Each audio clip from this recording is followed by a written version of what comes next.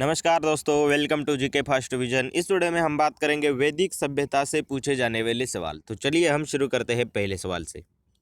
पहला सवाल है, पूर्व वैदिक या ऋग्वैदिक संस्कृति का काल किसे माना जाता है। यहाँ पर पूर्व वैदिक पूछा है, तो इसका सही उत्तर हो जाएगा 1500 बीसी से 1000 बीसी तक। अगला सवाल है, उत्तर वैदिक संस्कृति का काल किसे माना जाता है। उत्तर वैदिक संस्कृति का काल माना जाता है 1000 बीसी से 600 बीसी तक। और आपको वैदिक संस्कृति का काल अगर पूछा जाए तो इसका सही उत्तर हो जाएगा 1500 बीसी से 600 बीसी तक।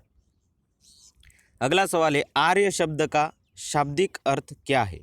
आर्य का शाब्दिक अर्थ क्या है, तो इसका अर्थ है श्रेष्ठ या कुलीन।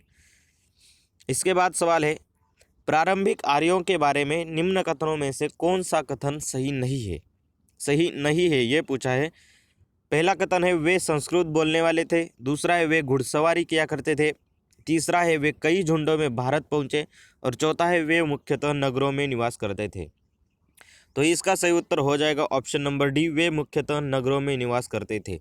ये कथन गलत है, क्योंकि आर्य सभ्यता ये एक ग्रामीण सभ्यता थी। तो इसका सही उत्तर हो जाएगा, वे मुख्यतः नगरों में निवास करते थे। ये कथन गलत है। इनमें से किस फसल का ज्ञान वैज्ञानिक काल के लोगों को नहीं था। तो इसका सही उत्तर हो जाएगा ऑप्शन नंबर डी, तंबाकू का ज्ञान वैदिक काल के लोगों को नहीं था। अगला सवाल है, वेदों की संख्या कितनी है। ये आप सभी को पता होगा, वेदों की संख्या है 4। कौन से 3 वेद संयुक्त रूप से त्रयी या वेद त्रयी कहलाते हैं। अथर्ववेद को छोड़कर बाकी 3 वेद यानी कि यजुर्वेद, ऋग्वेद और सामवेद, इन तीनों वेद को त्रयी या वेद त्रयी कहते हैं। भारत के राज चिन्ह में प्रयुक्त होने वाले सत्यमेव जयते किस उपनिषद से लिए गए हैं। ये लिया गया है मुंडक उपनिषद से। ये भी आपको याद रखना है। ऋग्वैदिक आर्यों का मुख्य व्यवसाय क्या था। तो ऋग्वैदिक आर्यों का मुख्य व्यवसाय था पशुपालन। भारतीय संगीत का आदि ग्रंथ कहा जाता है। भारतीय संगीत का आदि ग्रंथ किसे कहा जाता है। तो इसका सही उत्तर हो जाएगा सामवेद। सामवेद को कहा जाता है भारतीय संगीत का आदि ग्रंथ। प्रथम विधि निर्माता कौन है। तो प्रथम विधि निर्माता ऑप्शन में से है ऑप्शन नंबर ए, मनु। अगला सवाल है, कृष्ण भक्ति का प्रथम और प्रधान ग्रंथ है। तो महाभारत, श्रीमद् भगवद गीता, गीत गोविंद या इनमें से कोई नहीं। इसका सही उत्तर हो जाएगा option number B, Shrimad Bhagavad Gita. पुराणों की संख्या कितनी है। तो पुराणों की संख्या है 18। शूल्व सूत्र किस विषय से संबंधित पुस्तक है। तो ये पुस्तक संबंधित है ज्यामिति से। आर्य भारत में बाहर से आए और सर्वप्रथम किस जगह पर बसे थे। सामा तट में, प्राग ज्योतिष में, पंजाब में या पांचाल में। तो इसका सही उत्तर हो जाएगा ऑप्शन नंबर सी, पांचाल में। अगला सवाल है, मीमांसा या पूर्व मीमांसा दर्शन के प्रतिपादक कौन है। तो इसका सही उत्तर हो जाएगा जैमिनी। जैमिनी इसका सही उत्तर है। धर्मशास्त्रों में भू राजस्व की दर क्या है। धर्मशास्त्र में भू राजस्व की दर क्या है। तो इसका सही उत्तर हो जाएगा 1/6, यानी कि अपनी आय का 1/6 भू राजस्व के रूप में दिया जाना था। गायत्री मंत्र किस पुस्तक में मिलता है। तो गायत्री मंत्र है ऋग्वेद में। उपनिषद पुस्तकें हैं। तो उपनिषद पुस्तकें हैं दर्शन पर। कपिल मुनि द्वारा प्रतिपादित दार्शनिक प्रणाली है। तो कपिल मुनि द्वारा प्रतिपादित दार्शनिक प्रणाली है सांख्य दर्शन। भारत के किस स्थल की खुदाई से लोह धातु के प्रचलन के प्राचीनतम प्रमाण मिले हैं। तो ये मिले हैं अतरंजी खेड़ा से। अतरंजी खेड़ा से ये बात आपको याद रखनी है। चरक संहिता नामक पुस्तक किस विषय से संबंधित है। तो चरक संहिता नामक पुस्तक संबंधित है चिकित्सा से। यज्ञ संबंधी विधि विधानों का पता किससे चलता है। तो ये चलता है ऋग्वेद से।